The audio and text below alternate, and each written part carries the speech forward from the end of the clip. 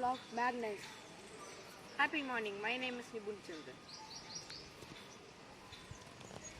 Hey Kapil, I had a doubt for many days. Can I ask to you? Yes, you can ask that. What is magnetism? Phenomenon which the material exerts the attractive or repulsive force of another material. Do you know how magnet is invented? I don't. If you? Yes, I will explain you how magnet is invented. About 2,800 years ago, a shepherd named Magnus lived in a town called Magnesia in Greece.